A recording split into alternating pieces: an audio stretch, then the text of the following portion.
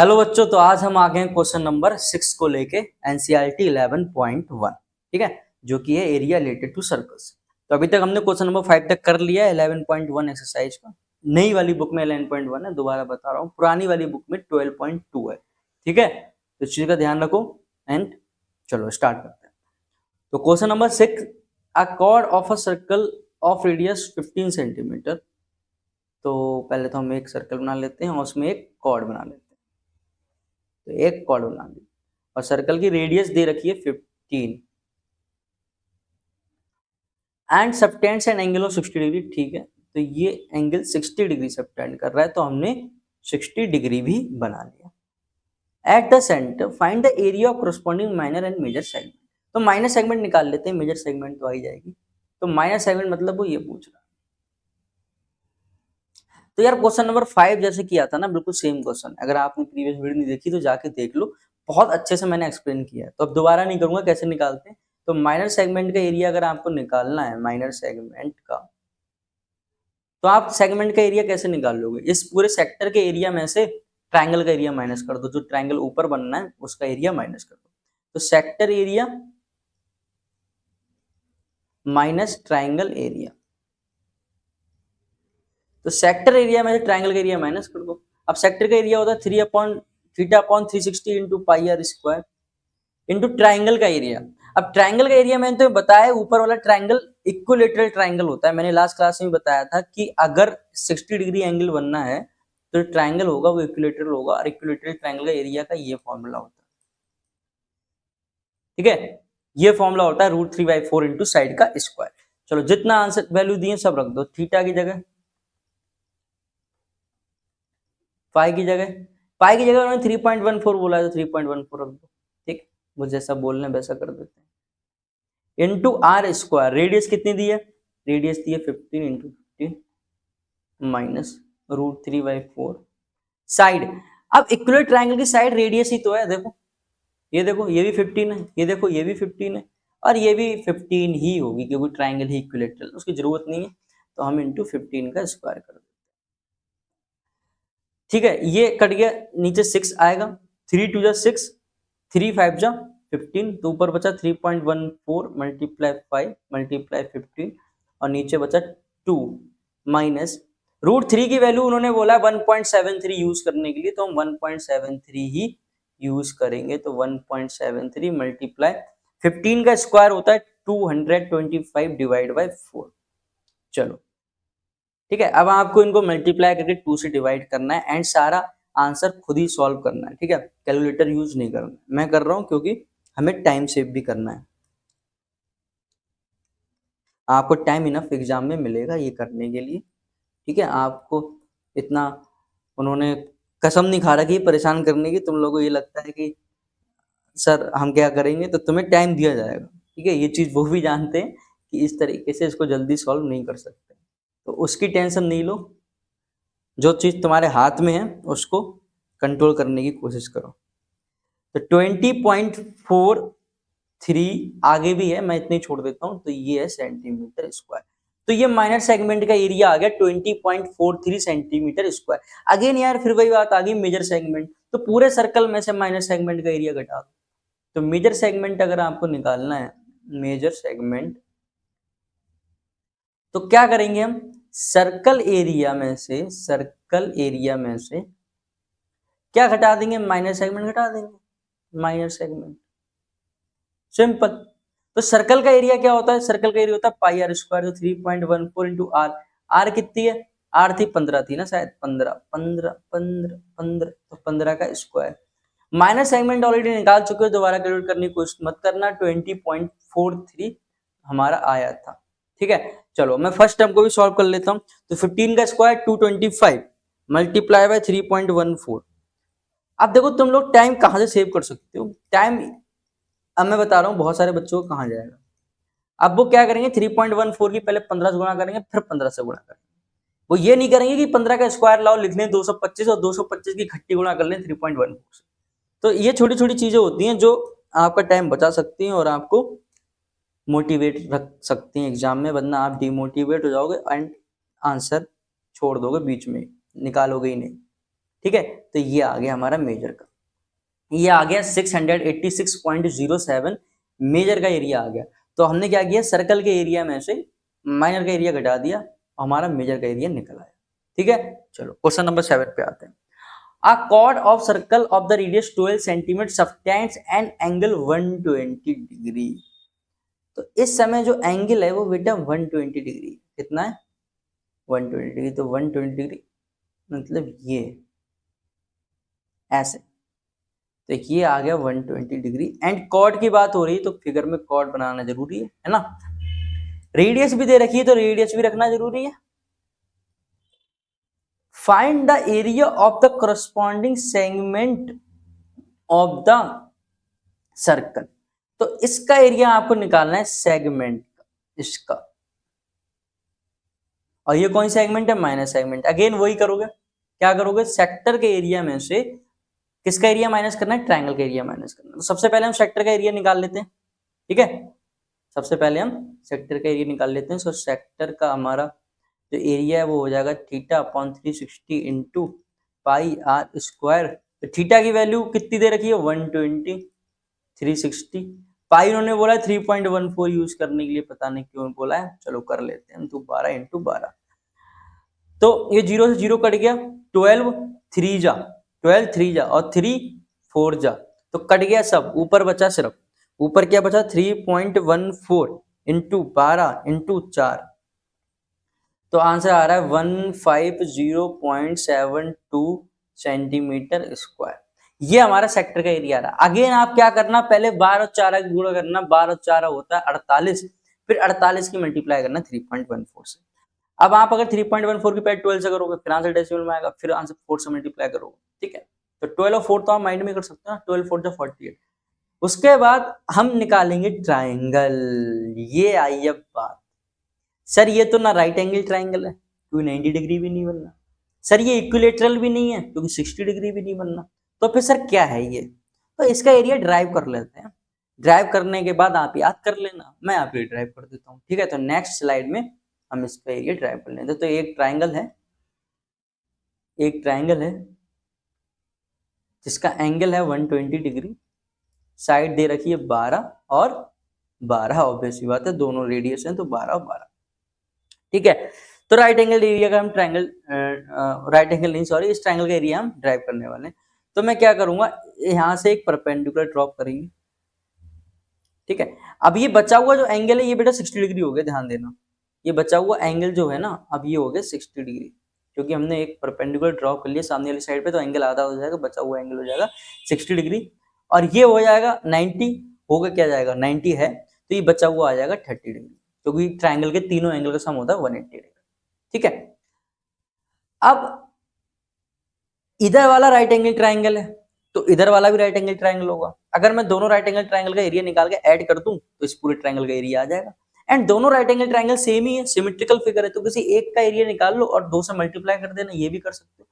पर एरिया निकालने के लिए बेस और हाइट दो चीजें पता होनी चाहिए ना, इस ट्राइंगल का ना बेस पता है ना इस ट्राइंगल की हाइट पता है, कर लो बात, ना इस ट्राइंगल का बेस पता है ना हाइट पता है। तो अब हम लगाते हैं ट्रिग्नोमेट्री। क्यों लगाएंगे ट्रिग्नोमेट्री, ये वाला जो राइट एंगल ट्राइंगल बनना है इसकी साइड हमें 12 पता है और ये एंगल पता है 30 डिग्री, तो साइन और कॉज निकाल के आप बेस और परपेंडिकुलर निकाल सकते हो। मान लो ये है P और ये है H। ठीक है, B लिख दो, चलो बेस लिख दो, आपको इतनी प्रॉब्लम हो रही है तो बेस लिख दो P। ठीक है, अब एक बार साइन 30 लगाते हैं, तो साइन 30, तो साइन 30 फॉर्मूला होता है परपेंडिकुलर पर हाइपोटेन्यूज, मतलब परपेंडिकुलर बटे 12, और साइन 30 की वैल्यू होती है 1/2, तो 1/2 इक्वल टू P/12, तो P की वैल्यू आ जाएगी 6, P की वैल्यू आ जाएगी 6। इसी तरीके से एक बार हम लगा लेते हैं cos 30, तो cos 30 जब लगाओगे तो होता है cos 30 का फॉर्मूला बेस अपॉन हाइपोटेन्यूज, तो बेस बटे 12 और cos 30 वैल्यू होती है √3/2, तो ये करोगे तो आ जाएगा 6√3, कितना आ जाएगा 6√3।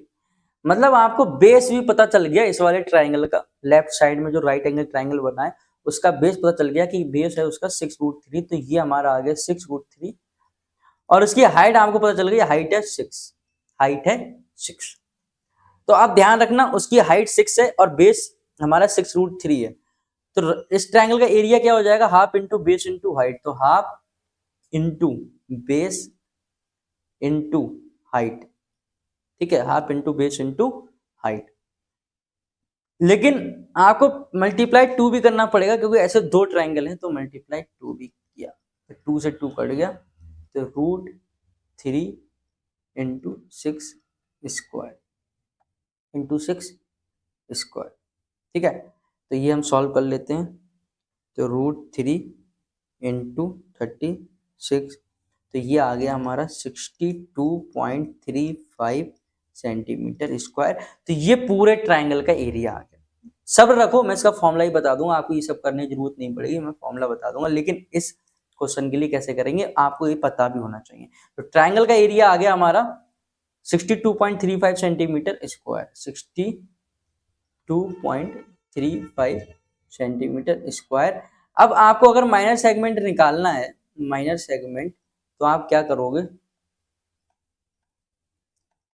150 माइनस कर दोगे, 150.72 माइनस 62.35, तो मैं क्या माइनस करूंगा, 150.72 माइनस दिस, तो ये आ गया हमारा 88.36 सेंटीमीटर स्क्वायर। तो ये एरिया आ जाएगा आपका माइनर सेगमेंट का, माइनर सेगमेंट का एरिया आ जाएगा। मेजर सेगमेंट निकालना है, अगेन सर्कल में से, सर्कल के एरिया में से माइनर सेगमेंट घटा। अब इस ट्रायंगल का एरिया सर क्या है, एक बार ड्राइव करके बता दो। चलो मैं एक बार आपको इस ट्रायंगल का एरिया ड्राइव करके बता देता हूँ, देखो ध्यान से देखना, ठीक है, ध्यान से देखना। चलो अब देखो, मैं एक ट्रायंगल है, इस ट्रायंगल को मान लेता हूँ, ये साइड ए दी है, ए साइड ए दी है, जबकि दोनों साइड सेम ही होंगे क्योंकि रेडियस होंगे, और ये एंगल 120 डिग्री है, इसका हमें ड्राइव करना है। तो हम क्या करेंगे, परपेंडिकुलर ड्रॉप करेंगे, जैसे परपेंडिकुलर ड्रॉप करेंगे तो ये वाला एंगल हो जाएगा 60 डिग्री, और एक 60 है एक 90, तो ऑब्वियस सी बात है एक एंगल हो जाएगा 30 डिग्री। तो हमने एक ट्रायंगल बना लिया, राइट एंगल ट्रायंगल, जिसमें ये एंगल है 30, ये ए दिया हुआ है, और इसे P मान लेते हैं, इसे B मान लेते हैं, इसे P और इसे B। तो sin 30 लगाएंगे, तो sin 30 का फॉर्मूला क्या हो जाएगा, परपेंडिकुलर अपॉन हाइपोटेनियस, तो P की वैल्यू आ जाएगी A/2, क्योंकि sin 30 खुद 1/2 होता है, तो P की वैल्यू आ जाएगी A/2। इसी तरीके से एक बार हम लगाएंगे cos 30, तो cos 30 का फॉर्मूला बेस अपॉन हाइपोटेनियस होता है, तो cos 30 की वैल्यू होती है √3/2, तो हमारी B की वैल्यू आ जाएगी, A को उधर मल्टीप्लाई कर दो तो √3a/2, ये आ जाएगी B की वैल्यू, ये क्या आ जाएगी, B की वैल्यू। तो हमें B भी पता चल गया, P पता चल गया, तो ट्रायंगल का एरिया क्या हो जाएगा, हाफ इंटू बेस, बेस हमारा आ गया √3/2 into A into height, height कितनी है, A/2। लेकिन ऐसे दो राइट एंगल ट्रायंगल है, ऐसे दो राइट एंगल ट्रायंगल है, इसलिए हमने 2 से और मल्टीप्लाई कर ली, 2 से हमने और मल्टीप्लाई कर ली, ये 2 कट गया, तो ये हो गया √3/4 इंटू A स्क्वायर। अब आप सरप्राइज हो रहे होगे, अब आप सरप्राइज हो रहे होगे कि सर ये तो सेम एरिया है जो इक्विलेटरल ट्रायंगल का होता है। यस यस फ्रेंड, दोनों ट्रायंगल के एरिया सेम है, जो इक्विलेटरल ट्रायंगल का एरिया होता है वही हमारा 120 डिग्री एंगल का एरिया होता है। तो √3/4 इंटू साइड स्क्वायर, आप ऐसे भी आ सकते हो √3/4 इंटू साइड स्क्वायर। अब ऐसा होता क्यों है, ऐसा होता क्योंकि सर ट्रायंगल दोनों अलग अलग हैं, तो एरिया सेम कैसे आ सकता है, 120 डिग्री सर बड़ा एंगल है और 60 डिग्री छोटा एंगल है, तो 120 डिग्री वाले का एरिया बड़ा आना चाहिए। चलो हम थोड़ा सा आपको फील करा देते हैं, देखो 120 डिग्री बनाओगे तो इस टाइप का होगा, राइट, तो ये हमारा 120 डिग्री वाला ट्रायंगल है, करेक्ट, हाँ हाँ करते रहो। और 60 डिग्री वाला अगर आप बनाओगे तो 60 डिग्री वाला ये आएगा। अब आप समझ गए होंगे कि दोनों के एरिया सेम ही होंगे, क्योंकि 120 डिग्री वाला एंगल बड़ा है लेकिन हाइट छोटी है, 60 डिग्री वाले का एंगल कम है लेकिन हाइट बड़ी है, तो दोनों के जो एरिया हैं वो हमारे √3/4 इंटू साइड स्क्वायर होंगे, और साइड मतलब रेडियस हो रहा है, क्योंकि ये भी रेडियस होता है, ये भी रेडियस होता है, ये भी रेडियस होता है, तो √3/4 इंटू साइड स्क्वायर बहुत इंपॉर्टेंट है।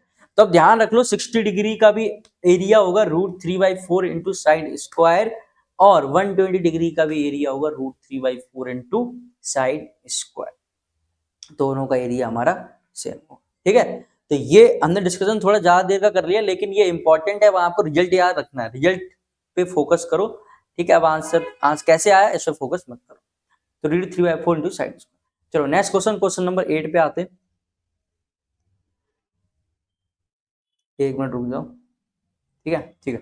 A house is tied to a peg at one corner of a square shape, D square है, तो स्क्वायर की साइड दे रखी है उन्होंने 15।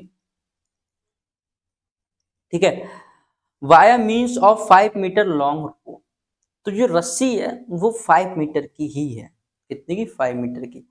तो 5 मीटर की अगर रस्सी है, जैसे मान लो, मैं आपको बता देता हूँ, जैसे मान लो इसकी ये रस्सी है 5 मीटर की, ये है रस्सी, तो अगर उसकी 5 मीटर की रस्सी है तो वो इतनी ही घास चढ़ सकता है ना, इतनी घास चढ़ सकता है। ठीक है, तो अगर आप ध्यान से देखो तो ये सेक्टर ही तो बनना है जिसका एंगल 90 डिग्री है, क्योंकि स्क्वायर का हर एक एंगल 90 डिग्री होता है। तो ये सेक्टर बनना है जिसका एंगल 90 डिग्री, और रेडियस कितनी है? रेडियस हो गई रस्सी की लंबाई 5 मीटर, तो रेडियस हो गई आपकी 5 मीटर। तो पहला तो पार्ट आपका एरिया निकालना है, तो एरिया हो गया 90/360, सेक्टर का जो एरिया होता है उसका फॉर्म लगा देंगे इंटू 22/7। अरे यार 3.14 यूज करनी है, चलो वो यूज कर लेते हैं। हाँ 3.14 इंटू आर स्क्वायर, रेडियस का स्क्वायर, तो 5 × 5, तो ये होगा 4 टाइम्स। ठीक है, चलो, तो 3.14 × 25 डिवाइड बाई 4, ये आ गया 19.625 मीटर स्क्वायर। क्या आ गया? Metre square. सेकंड पार्ट में पूछा था increase in the grazing area if the rope were 10 metre long instead of 5 metre. अरे यार, अब वो कह रहा है कि रस्सी 10 मीटर की हो गई, मतलब रेडियस 10 मीटर की हो गई, क्योंकि पहले वो इतना चढ़ पा रहा था, अब वो इतना चढ़ पाएगा। देखो रेडियस अगर बढ़ गई, रेडियस ये हो गई, तो अब वो इतना इतना चढ़ पाएगा, इतना चढ़ लेगा, इतना खा लेगा, इतना खा लेगा। तो अब वो कह रहा है कि कितना एरिया इंक्रीज कर लिया, तो उसने इतना एरिया इंक्रीज कर लिया, इतना एरिया, इतना एरिया उसने इंक्रीज कर लिया। तो बड़े वाले सेक्टर के एरिया में से छोटा वाला सेक्टर घटा दो तो नहीं आ पाएगा। बड़े वाले सेक्टर में छोटा वाला सेक्टर घटा दो तो नहीं आ पाएगा। तो मैं एरिया निकाल लेता हूं बड़े वाले सेक्टर का, area of sector of radius, कितने मीटर की रेडियस है इस बार? 10 मीटर की रेडियस, तो हम निकाल लेते हैं। तो 90/360 इंटू 3.14, अब रेडियस 10 की हो गई है, तो ये तो 4 टाइम जाएगा ही जाएगा। चलो सॉल्व कर लो इसे, तो 3.314 डिवाइड बाई 4, तो ये आ गया 708.5 मीटर स्क्वायर। पहले इतना चल रहा था, अब इतना चल रहा है, तो अब कितना इंक्रीज हुआ, तो हम सब्ट्रैक्ट कर लेंगे इंक्रीज इन ग्रेजिंग की, उसे अब खाने को कितना ज्यादा मिल गया, तो हम अपने आंसर में से ये वाला आंसर पुराना वाला माइनस कर लेंगे, पता चल जाएगा कि उसे आप कितना ज्यादा खाने को मिल गया। तो 19.625, तो ये आ गया 58.875 मीटर स्क्वायर। कितना आ गया? 58.875 मीटर स्क्वायर। तो इतना अब उसे ज्यादा खाने को मिलेगा एज कंपेयर टू बिफोर। ठीक है, तो हमने पहले छोटे सेक्टर के लिए निकाला, सेकंड पार्ट में बड़े सेक्टर के लिए निकाला, और फिर इंक्रीज पूछा था, इंक्रीज इन ग्रेजिंग कितना ज्यादा इंक्रीज हो गया, तो हमने बड़े वाले में से छोटे वाला माइनस, दैट्स इट, इतना किया बस। ठीक, चलो question number 9। A brooch is made with silver wire in the form of circle with diameter 35. The wire is also used in making 5 diameters. अब आप देख सकते हो इसमें 5 डायमीटर हैं, जो लंबी सीधी सीधी लाइन है जो सेंटर से जा रही है, 5 लाइन है। ठीक है, which divide circle, ठीक है, the total length of the silver wire। अब सिल्वर वायर की लेंथ क्या होगी देखो, तो एक तो ये बाहर जो पेरीमीटर बनना है, एक तो बाहर बाउंड्री बननी है। ठीक है, ये वाली, एक तो बाहर ये वाली बाउंड्री बननी है ना, ये बाउंड्री, ये बाउंड्री, तो इसका इसका फॉर्मूला लिखोगे 2πr। उसके बाद ये 5 डायमीटर है, देखो 1 diameter, 2 diameter, 3 diameter, 4 diameter, 5 diameter, तो 5 लेंथ तो ये हो गई। तो 5 डायमीटर है और सर्कल का बाहर वाला पेरीमीटर है, तो सर्कल का बाहर वाला पेरीमीटर सर्कमफ्रेंस 2πr, और 5 डायमीटर है तो 5 × d। ठीक है, और डायमीटर है 35, तो डायमीटर अगर 35 है तो रेडियस का आधा होगी, तो 2 इंटू 22/7 और रेडियस की जगह 35/2 रखना है, 35/2, क्योंकि जो रेडियस होती है वो डायमीटर की आधी होती है, प्लस 5 मल्टीप्लाई 35। ठीक है, तो 2 से 2 कट गया और 7 5 जा 35, ये हो गया 5 2 जा 10 और 110 प्लस 5 5 जा 25, 2 कैरी, ये हो गया 175, तो हो गया 582, तो 285 mm। ठीक है, क्योंकि लेंथ निकालने तो लेंथ की यूनिट होगी mm स्क्वायर मत कर देना, वो एरिया की यूनिट होती है, लेंथ निकालना है। सेकंड पार्ट में उसने हमसे पूछा है the area of each sector, area of each sector. तो टोटल सेक्टर कितने बनने हैं? 10 बनने। टोटल सेक्टर देखो कितने बनने, 1 2 3 4 6 7 8 9 10, 10 सेक्टर बनने हैं। उसने लिखा भी है 10 इक्वल सेक्टर। तो अपने सर्कल के एरिया को 10 से डिवाइड कर दो, तो area of each sector, area of each sector is equal to 1/10 into pi r square. मैंने क्या किया, सर्कल के एरिया को 10 से डिवाइड कर दिया। ठीक है, तो 1/10 इंटू 22/7, रेडियस कितनी है 35/2 इंटू 35/2, 35/2 इंटू 35/2, तो 7 5 जा 35। ठीक है, उसके बाद 2 11 जा 5 2 जा, तो नीचे बचा 4, ऊपर बचा 11 और 35, तो 11 गुणा 35 और नीचे बचा आपका 4। तो निकाल लो 11 मल्टीप्लाई 35 डिवाइड बाय 4, तो ये आ गया 96.25 सेंटीमीटर स्क्वायर। तो हमारा आंसर आ गया 96.25 सेंटीमीटर स्क्वायर। तो एरिया ऑफ ईच सेक्टर का मतलब है कि एक सेक्टर का एरिया, उसके लिए मैंने क्या कर दिया, मैंने पूरे सर्कल के एरिया को 10 से डिवाइड कर दिया। सर 10 से क्यों? क्योंकि 10 सेक्टर बनना है, 10 सेक्टर बनना है, इसलिए पूरे सर्कल के एरिया को 10 से डिवाइड कर दिया। तो इस तरीके से आपको करना है। क्वेश्चन रटने क्वेश्चन मत करो, ये देखो कि क्या कॉन्सेप्ट लगाते हैं, किस तरीके से क्वेश्चन सॉल्व, तरीका, फॉर्मूला नहीं, तरीका, way of doing the question, इस पे जाओ। ठीक है, चलो बाय बाय।